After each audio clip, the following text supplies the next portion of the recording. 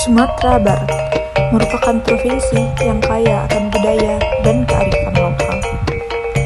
Salah satu nilai kearifan lokal di Sumatera Barat dapat ditemukan dalam rumah tradisional Minangkabau atau yang sering kita sebut sebagai rumah gadang. Suku bangsa Minangkabau memiliki berbagai keindahan dan seni yang terintegrasi dengan tatanan kehidupan masyarakat. Di dalam rumah gadang terdapat kekayaan nilai seni dan nilai budaya, sehingga dapat disebut sebagai nilai kearifan lokal masyarakat setempat. Saya mengambil dua lokasi video rumah gadang. Pertama di Istana Pagaruyung dan yang kedua di Rumah Tuwo Kapai Nan Panjang.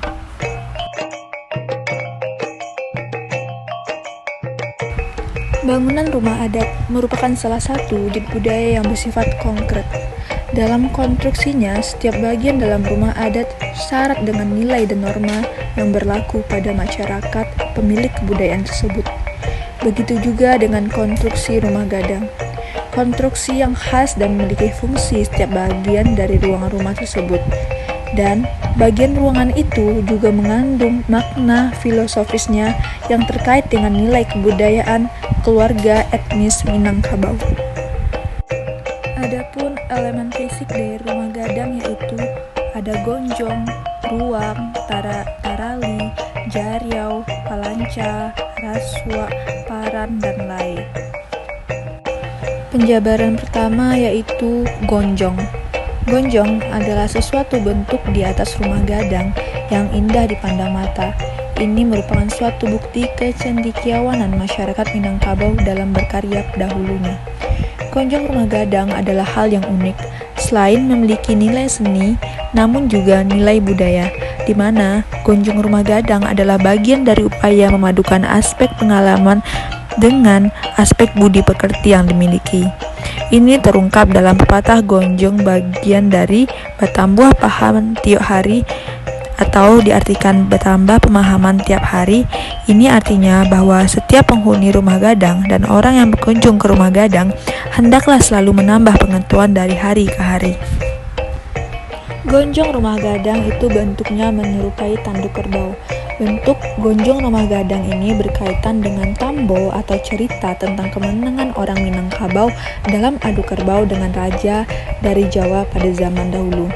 Untuk mengenang kemenangan tersebut, maka masyarakat Minangkabau membuat rumah dengan gonjong di bagian atap rumahnya yang menyerupai tanduk kerbau.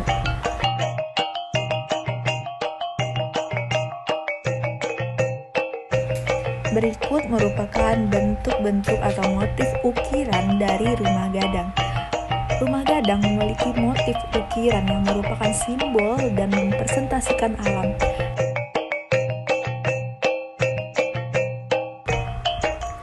Berikut merupakan isi atau ruangan dalam dari rumah gadang Istana Pagaruyung. Isi atau ruangan dalam Istana Pagaruyung ini sangat luas. Luasnya rumah gadang ini memberi isyarat bahwa rumah itu mampu menampung penghuninya dalam jumlah yang lebih banyak, dan rumah gadang adalah sebuah institusi sosial adat masyarakat Minangkabau, yaitu tempat musyawarah, mufakat keluarga luas, tempat mencari solusi secara bersama-sama. Untuk itu diperlukan wawasan pengetahuan yang luas dan kelapangan hati dalam menyikapi persoalan dalam keluarga. Di dalam rumah gadang, di setiap sudut kanan dan kirinya memiliki tiang. Tiang memiliki posisi berbanjar dari bagian depan ke belakang dan ke kiri sampai kanan. Tiang yang ada di bagian depan sampai belakang menjadi tanda lanjar. Tiang dari kiri ke kanan menjadi batas ruang. Umumnya, setiap rumah memiliki jumlah lanjar yang berbeda sesuai ukuran rumah. Bisa saja hanya 2 atau 4 tiang. Lalu bagian yang keempat adalah jendela dalam rumah gadang. Jendela rumah gadang memiliki ukuran yang besar. Bentuk jendela rumah gadang mengikuti bentuk rumah gadang yang miring dan tidak simetris. Umumnya pada jendela terdapat bingkai yang terbuat dari papan. Jumlah jendela rumah gadang umumnya terdiri dari 8 jendela di bagian depan, 2 jendela di bagian kiri, dan 2 jendela di bagian kanan. Rumah gadang memiliki ruang-ruang yang sering dimanfaatkan dalam kehidupan sehari-hari.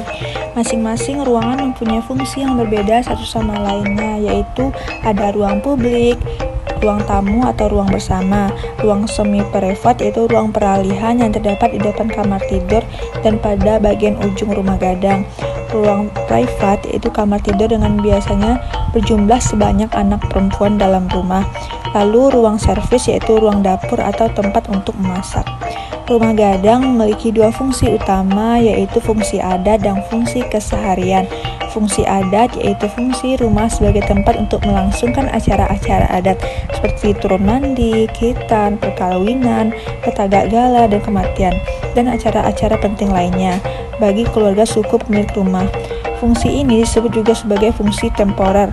Fungsi kesehariannya adalah fungsi rumah gadang sebagai tempat tinggal dan melakukan aktivitas sehari-hari.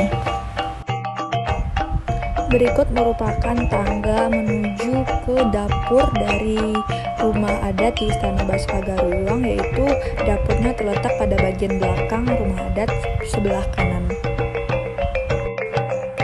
Oh iya, for your information, rumah gadang ini juga dipercaya tahan terhadap gempa karena rumah ini tidak menggunakan paku untuk merekatkan kayunya, melainkan menggunakan pasa. Pasa inilah yang membuat rumah gadang ketika terjadi gempa tidak akan roboh, namun justru akan ikut bergoyang mengikuti ritme gempa. Masuk ke bagian keempat dari isi rumah gadang, yaitu dapur rumah gadang. Dapur di rumah gadang menjadi tempat yang penting bagi orang Minangkabau. Selain untuk memasak makanan bagi semua anggota keluarga dan tamu yang datang, juga menjadi cermin bagi penghulu atau mama terhadap keadaan sosial ekonomi anak kemenakannya. Pada Museum Istana Basa Pagaruyung dapat terletak pada bagian dapur terletak pada bagian belakang rumah gadang, dan tangga dapur menyatu dengan tangga untuk naik dan turun dari rumah gadang. Tangga yang menyatu dengan rumah ini sebagai lambang kewaspadaan seorang penghulu atau mama terhadap tanggung jawabnya kepada anak kemenakan. Berikut merupakan ruangan di samping dapur dari rumah gadang.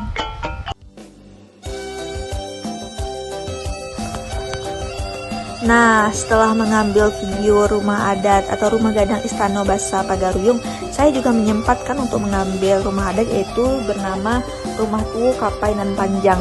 Rumah Tuo ini merupakan rumah adat tertua di negari Balimbing yang didirikan oleh Datuk Panghulu Basa dari suku Kapai Nan Panjang, yaitu sekitar tahun 1700-an atau sudah berumur kurang lebih 3,5 abad.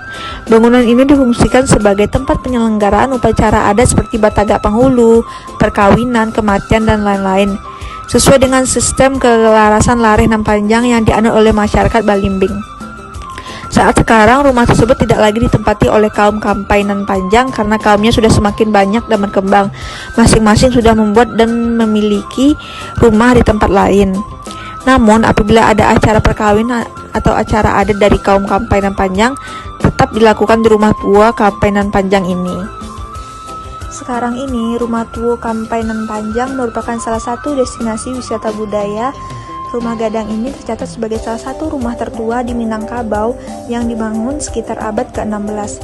Rumah ini merupakan rumah adat tradisional yang telah diwariskan secara turun-temurun pada 5 generasi suku Kapai. Rumah gadang ini telah berdiri selama ratusan tahun dan tetap bertahan menunjukkan eksistensi dirinya. Keunikan dan keistimewaan rumah gadang ini harus tetap dilestarikan sebagai bukti warisan budaya nenek moyang kita.